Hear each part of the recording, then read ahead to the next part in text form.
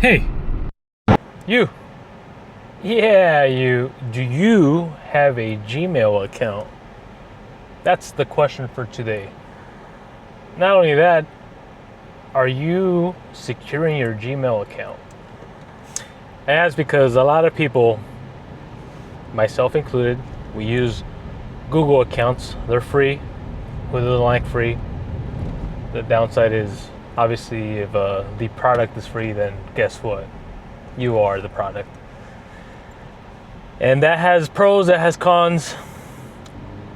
If you are all like me, I guess we've all grown accustomed to having free software, having these tools that could be very helpful to us, such as email, calendar, Google Keep Notes, and whatever other suites that Google has come up with, Docs, Sheets. But I received an interesting call last week. A friend called me, close friend, and he told me that he was locked out of his account, his Google account. And initially, well, he did say that he was hacked, sadly. And obviously, when you hear your friend say this, it causes a lot of worry. Yeah, you want to figure out how to help them out. And normally, you have 2FA, MFA, recovery emails, recovery phones. You have all sorts of tools that you can use to try and get back into your account when it's hacked. Unfortunately, in this case, I don't know the details exactly as far as how the account was set up, but what I do know is that he did not have access to the recovery portion of his account. And when you have this Google account that you're using for business or for your personal life, and you attach everything to it, your bank accounts, your credit cards, if you're making any rent payments through any sort of web portal, you start growing accustomed to depending on this account. So, long story short, my friend was hacked. He wasn't able to configure or set up his recovery stuff or take advantage of it. And now that he's working with Google to try and retrieve or recover his account, it's getting a little complicated. A lot of people don't know this, but Google does not offer any assistance when it comes to the Gmail accounts.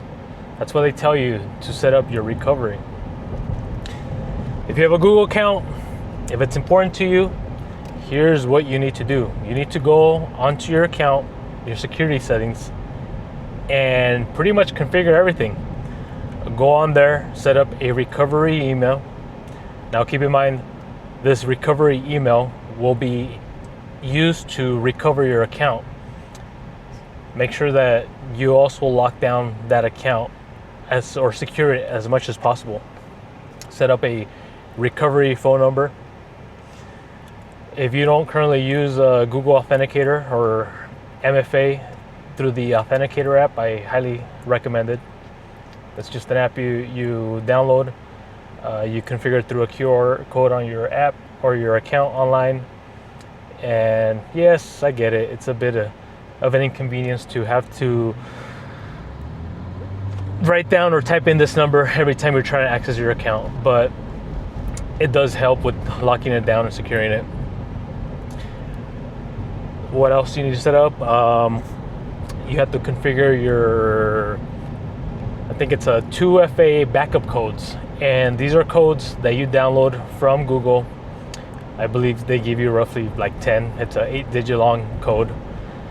And with this code, you can log into your account or recover your account. And if you lose your password, or if you're unable to reset it, or you don't have your devices to log in, you're able to use those backup codes to get into your account. Something new that I've seen recently, it's a lot of companies are moving over to using passkeys. Passkeys are a great way. I believe it's passwordless authentication. I was doing a bit of reading into it. Pretty much you're using public and private keys, and these keys are used for specific reasons. For instance, when it comes to your public key, as the name states, it's public. It's meant to be shared with other entities, people, websites. The private key, on the other hand, is, as the name states, it's private. You're not supposed to share it with anybody. So what's going on now is you set up a passkey. The public key is stored on the website. It could be Google. It could be any other web portal that has this configured. The private key stays on your phone, or you could even move it over to your password manager, whether that's Google Password or Bitwarden. And then you unlock that key with your fingerprint, your PIN pattern, facial recognition, whatever authentication method you have on your phone. And it's supposed to make it easy, because at this point you no longer use passwords. You don't have to worry about that. But now you have another pass key that you have to store somewhere. If you don't have access to your phone, you won't be able to access the website. Me personally, I store everything on Bitwarden. I don't like to remember passwords, and in this case, it makes it easy with the passkeys. And just like anything else, if you do use a password manager, make sure that you have your emergency token downloaded, so that if your accounts are ever compromised, you have a way to get in. At the end of the day, all this work, sometimes we think it's not necessary. What's the point? Getting hacked, that's never going to happen to me. I'm never going to lose my password. I'm never going to lose my device. But guess what? It happens, and it happens to all of us. I used to have all of my accounts set up on this phone. I lost access to that phone, and it turned into a mission trying to go back to every single account, change the password, or even to get into the account, I had to email support, change my number, disable MFA. It was a hassle.